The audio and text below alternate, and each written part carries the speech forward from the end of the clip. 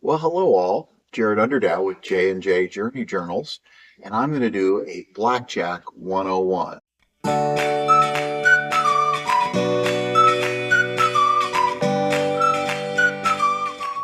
Also called 21. It's a common table game you'll see at most casinos, if they have any table games at all. Jennifer and I sometimes struggle to find casinos that aren't just slot machines, aka one-armed bandits. Blackjack is my favorite table game, and I hope you will enjoy going through some of the basic rules today. So for any blackjack player, it's important to know some of the basic fundamentals of the game. The first thing to talk about is the money. Like most table games, casinos use chips. Now, also at most casinos, their chips, which are usually proprietary, will have a denomination on them. So it's very clear how each one is worth. Whites are usually 1, your reds are 5s, blues can be 25s, and your blacks can be 100. They have other denominations depending on the color that goes above. But that's important because tables will have a table minimum from $5 to $10. Sometimes the table minimum is $25. So you'll want to be aware of how much the table costs before you sit down. In blackjack, aka 21, your goal is to hit 21 with the cards that are given to you without going over. If your hand is better than the dealer's hand, you win, normally even money. So if you have $5 out there, you make $5. If you and the dealer both have the same number on your cards, then you push. And that way you don't lose the money, but you don't gain any extra money either. If the dealer has more than you, or you bust, which is meaning going over 21, then you lose. And whatever you bet now goes to the house. A few other details about 21. As this felt will show you, and this can vary depending on the casino, blackjack pays 3 to 2. Well, what's blackjack? It's if you get an ace or either 1 or 11.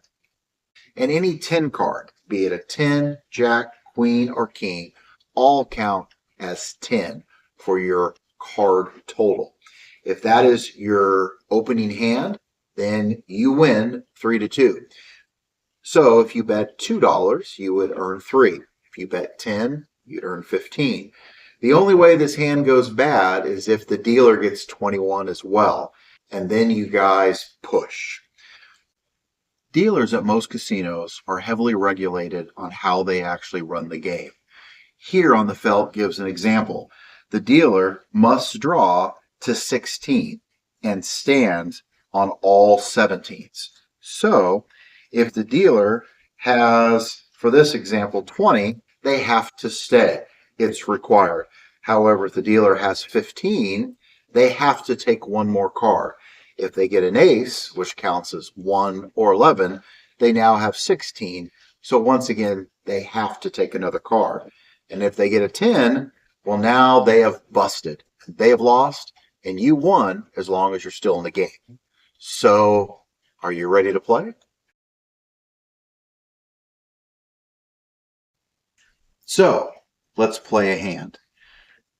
The player will push forward their money, and this is what they're going to gamble.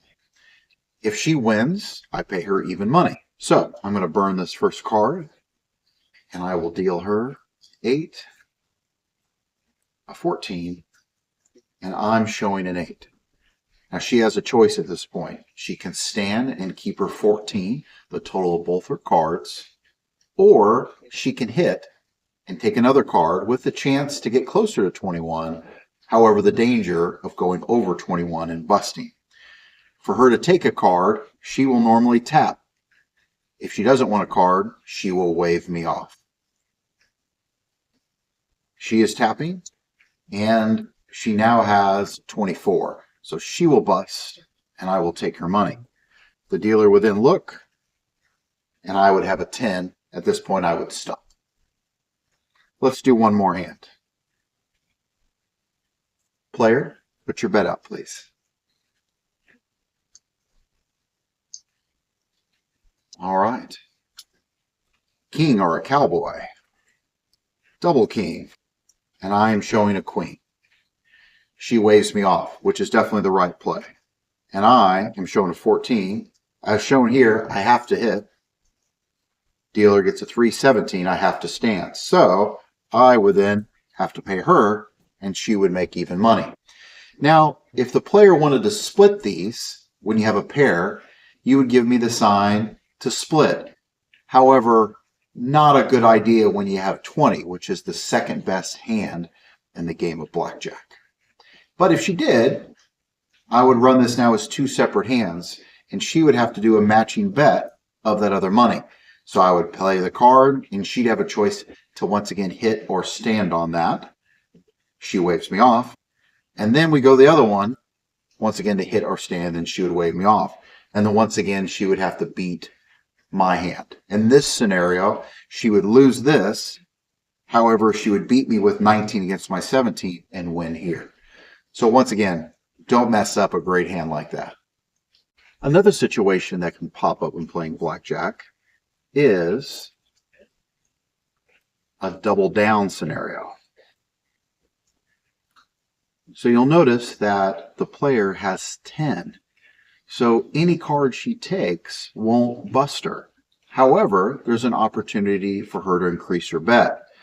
So this player has out this amount. For her to double down, she would advise that to the dealer for one card, and then she would match the bet that she has out there. I want to double down. At this point, I would give her one card. Now, depending on the casino, they may deliver that card face down, unless you put thumbs up, and then I would deal it face up, and you would know that you have 19. Since she did double down, she only gets one card, regardless what that number is. Now, the dealer reveals, I have 10, and my next card is a 10 for 20, which beats her 19, and she loses this bet. Double down's a great way to increase your chance of winning with the money you have out, but at the end of the day, it's gambling, so there's always a risk. So what a lot of poker or blackjack books and guides will tell you is when is the best time to hit or stand. And that's a challenge for a lot of new players, depending on what cards they have and what potentially the dealer has, because in a general game of blackjack, that one card is concealed. So if you see a 10 card up, depending on how many cards have already come through on that deck, it's a good assumption that there is a potential of 20 for the dealer under here. And 20, as you know, beats 15. So majority of guidelines will advise a player to hit. I know that seems risky with 15 out. Some blackjack dealers will advise you to even hit on 16 if the dealer is showing a 10 card. You at the table got to make that call depending on what cards have been seen and what your bank account can withstand. But statistically, this should be a hit, even though today it's a bust. So always consider that when you play the game. Another thing a player always has to decide is when they're going to split or double down. That is partly determined by the player's hand, but also by what card the dealer is showing face up. With a pair of 7s, a hit puts you in jeopardy. With a 6 face up with a dealer, that's usually their best opportunity to bust. So in this scenario, a split could potentially be a good option in hopes that you have 2 winning hands and the dealer will bust. The next question is when you should double down or not. Once again, it determines what cards you have and what the dealer is showing.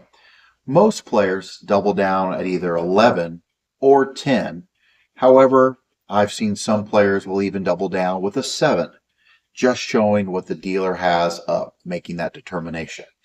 Once again, when you double down, you do double your bet and only get one card. And once again, you're hoping that the dealer busts or your count is closer to 21 than they are. Let's put our lesson to work. Hello, we are at Riverbend Casino in Wyandotte, Oklahoma, and we are going to try to put the basic blackjack lesson to the test. So I've realized in practicing for this that the reason I don't play blackjack and other table games so much is because it requires a lot of thought, whereas the slot machines don't require much thought. I just push the button, and then sometimes I win. But I'm going to remember these basic concepts of hitting on 16 if the dealer's showing a 10, standing on 17 if I have 2 8s, or 2 cards that are the same of 8s or less, I'm going to split unless they're 5s, and if I can't bust, I'm going to double down. That's what I'm going to try to do, so we'll see. Ooh. Wish us luck. All right. The tables aren't open yet, so we're going to try the automated blackjack. I'm a little bit nervous, but luckily I'm going to have Jarrod right next to me to tell me what to do. So we're going to play for 30 minutes, and then we'll see how things are going from there. So wish us luck.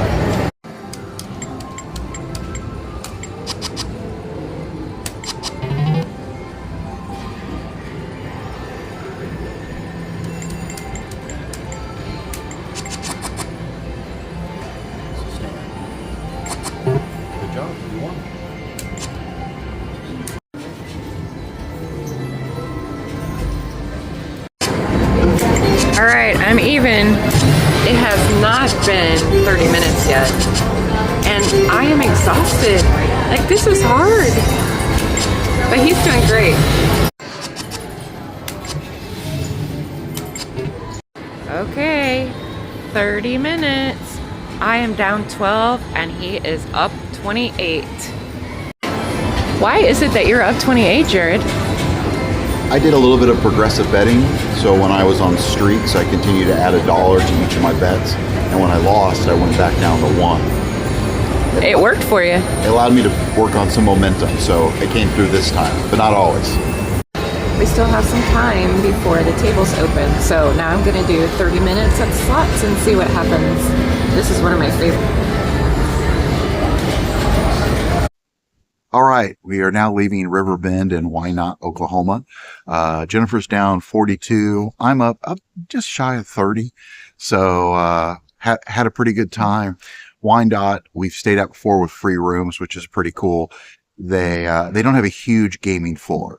So a lot of times we're here and we end up going to one of the more nearby ones that are triple the floor space and machines. I did use my card the whole time, so they'll probably want us to come back. But otherwise, wish us luck at the next one. Thank you. All right, so here we are at Indigo Sky Casino. A little bit bigger. Yes. Just across the border of Missouri from Seneca. It's about 15, 20 minutes from I-44, downstream Joplin area. It's a nice one. Great smell coming in. Yes, but I always say it smells good. Yeah, triple the floor space likely of Riverbend, and they also have a big bingo room if you're a fan of that. They've done multiple renovations on their restaurant and bar area, and they usually make really good mimosas for the wife. And we came here to see if they have $5 blackjack tables. And I have to say, I'm so nervous to play at the tables. Ugh. Playing at the automated blackjack wore me out. So we'll see. Wish us luck.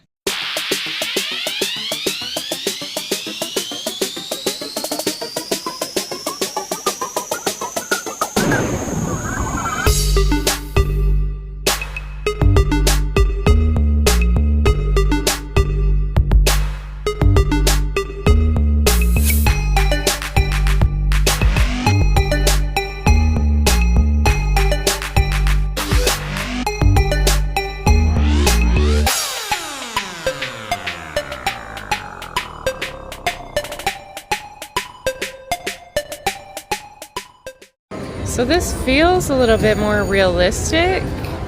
Our nice little dealer here. And we're not playing at the tables because they're $15 minimums right now. And they're pretty crowded. This place is a lot busier than Riverbend today. But we're going to give this a try. It is a $3 minimum bet. So Jarrod's already going. Attention, ladies and gentlemen, our next lucky hot seat winner is Anita Lefebvre.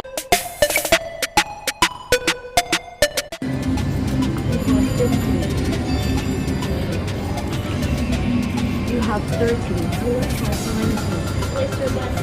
You have 18. Zero has 17. Place your bet, please.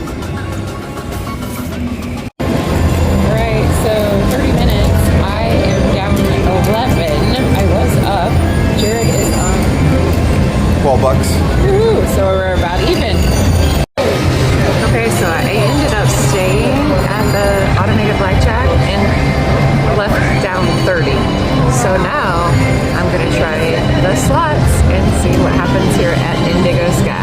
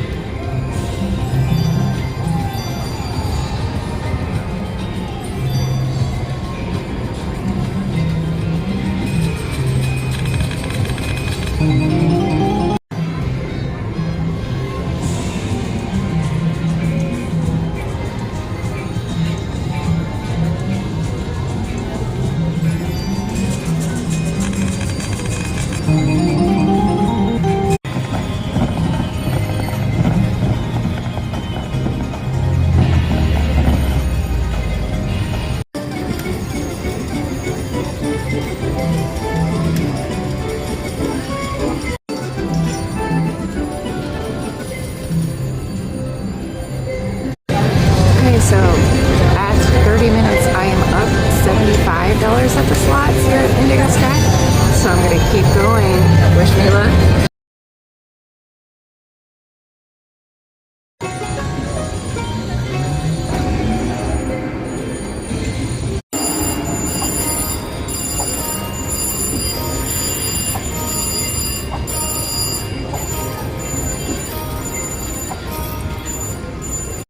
So we're just leaving Indigo Sky, and I actually ended up on slots, which is very unusual. How did you do, Jarrod? Well, after Jennifer left me at the automated blackjack table, I ended up going down.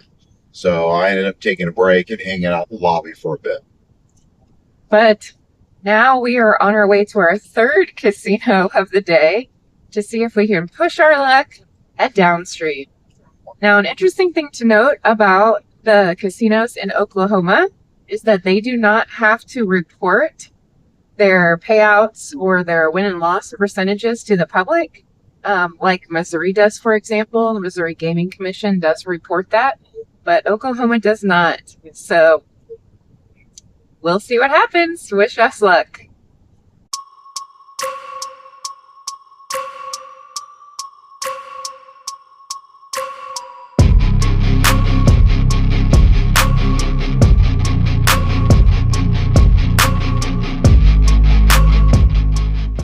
Okay, we are leaving Downstream, and as usual, if I continue to play the slots, they eventually take my money.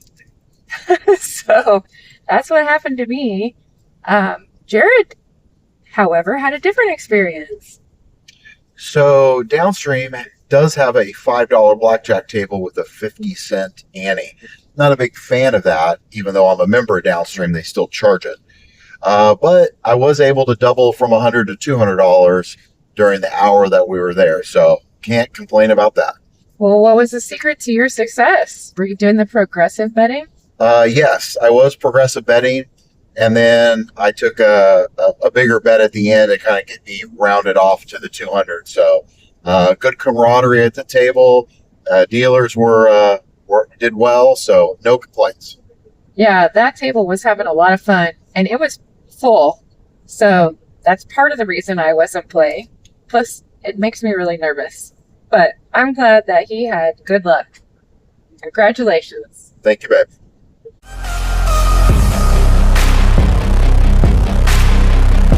We'll see you next time.